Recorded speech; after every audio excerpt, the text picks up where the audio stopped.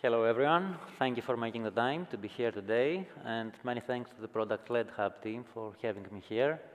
My name is Stathis Onasoglou. I am an industry principal covering fintechs in the UK and Ireland. I'm normally based in London.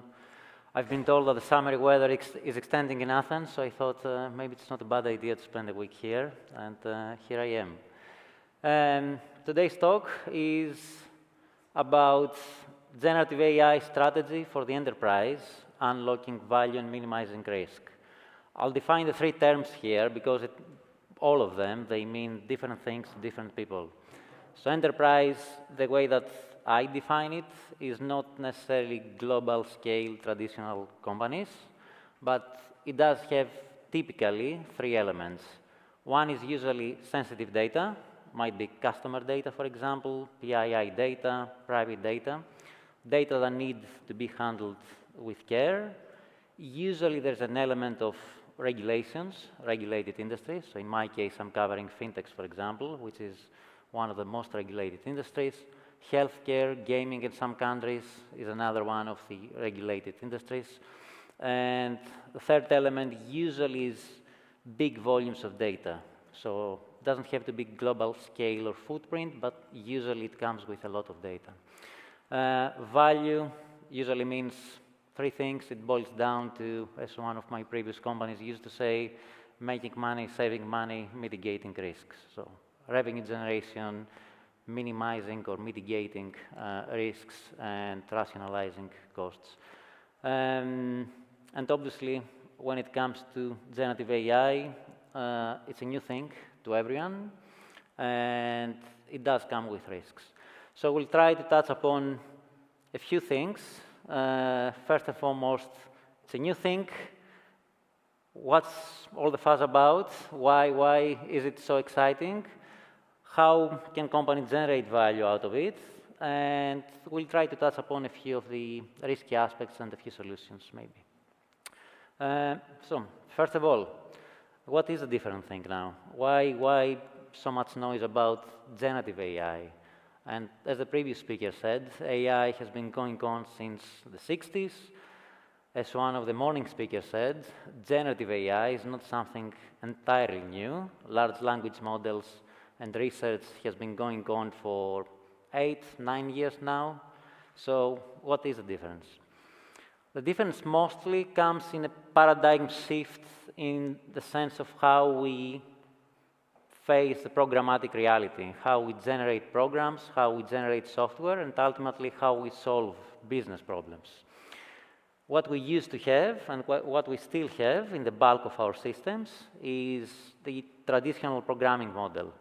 So essentially, we give some commands, we write some code to a system, it runs sequentially the commands, and it does something that is deterministic. We can go back, we can check, we can debug, and we can find out what's wrong and what's correct in our system, right? A little bit later on, in the early 2000s, but really around 2008, 2010 maybe, there was a big breakthrough in something called neural networks. Many of you that are data scientists and software engineers probably are very, very familiar with these terms. But basically the confluence of advanced hardware, cheaper hardware, and big data made possible the usage and leveraging neural networks and more advanced algorithms. So we could do the following, essentially. We could feed the system and an algorithm with examples. We could say that this is a picture of a cat, and this is a picture of a dog. And if we had enough labeled data, as we say, so data that someone went there and said that this is actually a cat and this is actually a dog, we could train the algorithm, and the model would say that, yes, with 90-something% probability, for example, this is a cat or this is an image of a dog. This model was very, very successful. Spam filters in Gmail or other email systems typically work with this kind of neural networks and this kind of machine learning or AI, but it's constrained. So the typical model is either predicting something that is going to happen in T+1, T+2, in 1 day from now, for example, or 1 week from now, or classification. This is a cat or this is a dog. The big breakthrough with the so-called generative language models and the large language models is that they come with emergent abilities. They don't necessarily generate only what we fed them in the data, but they surprise us a lot of times with additional context. So we can have a conversation, or it feels like having a conversation. It feels like these models can have a character or an opinion. In reality, again, it's bits and bytes and knowledge that basically we fed in a system, but that comes with new so-called emerging capabilities with additional context that opens up the door to many, many more possibilities.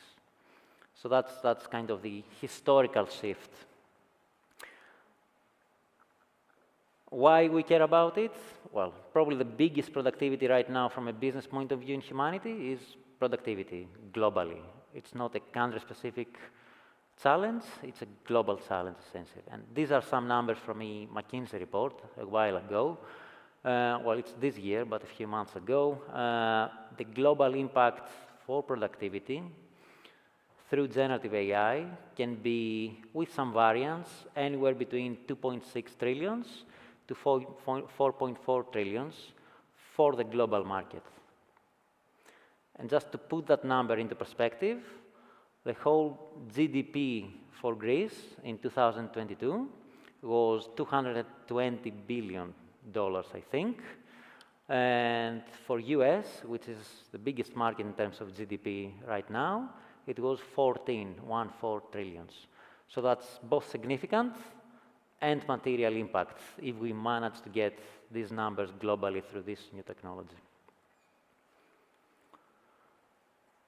So we talked a lot today probably about conversational generative AI, different kind of agents, AI helping us in product management, in contact centers, in a lot of different business cases and technological cases. But if we oversimplify and if we abstract in terms of 4 main categories, this is what we can do with generative AI. Essentially, it's about data creation. We can create new content without necessarily having that content in a database. Summarization, and in most cases, intelligent summarization, being able to grab and cherry-pick information and insights from a huge corpus of data. Discovery, being able to identify the proverbial needle in the haystack. And I've seen a lot of companies that, for example, they have huge collections of data. If you're a bank, usually you need to submit to the regulators many, many documents and reports. It's very, very difficult to find the right numbers and the right statements in these documents. Generative AI makes your life much, much more easier and much, much more probable to focus on your core role rather than spending too much time on all research. And last, automation.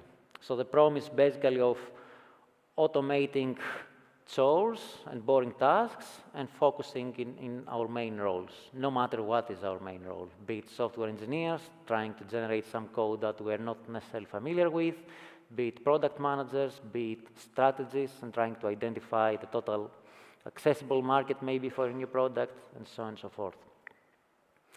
Earlier this year, we've done a small research that was 200 executives across our customer base at Google, and we found these percentages. We asked them basically how they see generative AI and how they see this new technology evolving and helping them in what they do. I'll highlight one number because that was very interesting. The third bullet point, accelerated innovation. And most of the technologies so far have been fundamentally about cost reduction, automation, how we can do more things with less resources. No one has been talking necessarily about innovation. And that means new products, new markets, and ultimately it has a much, much larger impact on the top line rather than on the bottom line. And that's another element why generative AI is so exciting. It's not only about the boring automation stuff, it's about generating new products and creating a new reality that helps creating superior customer experience, for example. Two business cases, both of these come from two of my customers. The first one is a large insurtech, and I've chosen them because they are in a very interesting cusp. They are a small-ish agile company, but their customers are heavily regulated. They are large insurers. One of their biggest customers, for example, is Allianz, the global insurer. And they need to cater for a lot of regulatory frameworks across different jurisdictions, both in the US and in Europe, and different countries across Europe. What they managed to do with generative AI is two things. Basically, they ingest a lot of unstructured information from emails, claims reports, conversations. So they transcribe phone calls, for example, and they get the textual output, and they feed it also in the system. And they have another 5 or 6 data sources. Everything is unstructured. They pass it through Palm 2, which is Google's large language model, and basically they are able to scrape very, very specific information about claims numbers, dates, statements, and pass on to their underwriters a very, very brief summary of everything that they need. Does it work 100%? No, but 90-something% of the information is there. The underwriters spend minutes instead of hours or days to collect this information now. One of their customers saw 100% uplift in underwriting productivity, meaning that they spent basically half their time in doing what they used to do last year. The other one is a wealth tech. Again, very regulated customers. They sell to hedge funds, asset managers, and large investment banks. They do something that I didn't think that it would have been possible. Basically, they pass on to large language models scientific papers explaining a method about trading, for example, or fixed income portfolio management, which is heavily mathematical scientific papers, basically. And the model gives back a summary about what the whole paper is talking about in a succinct small paragraph of 5-10 sentences. And surprisingly, it generates a code snippet in Python. And 9 out of 10 times works perfectly well. The quants or the investment managers or whoever is there is able to try it out, experiment with it. If it fits their purpose, they use it and they develop it more. If it doesn't, they throw away. Within an hour or half an hour, they move on to the next model. They used to spend weeks and days to develop these models and experiment with these things. Okay, so all the good things can happen, but obviously nothing is super easy. Everything comes with challenges, right? So a lot of friction points. I'll touch upon a few of them, and I'll cover some of the approaches that at least we are taking at Google Cloud and with our customers. We'll see how much time we have, and I'm more than happy to ask questions also afterwards. How do I start? That's probably the most typical problem, right? Where do I start? Hallucinations. So hallucinations for these models basically means that these models are very susceptible to generating realistically looking output that is a lie. So that's basically a layman's term of what a hallucination with these models is. So how do you avoid that, right? If you are a regulated industry, you can't really afford that. IP protection, how you make sure that with every call that you make to a large language model that sits somewhere that is outside of your data centers and outside of your virtual machines, how do you know that you don't pass on your own IP and that everyone else is able to do what you are doing? Regulations, compliance, cost, obviously, and productionization. Everyone likes to experiment with these things, ask a few questions. How do we make a product out of this? So let's see. How do we start, first of all? So number one rule, especially when something is new, find a valuable business case. Never start in a business vacuum. Everyone is happy to play with technology. I used to be a technologist by background. It's a never-ending endeavor, right? So you need to pen down and to pin down technology, and especially emerging technologies, to a business value actual challenge.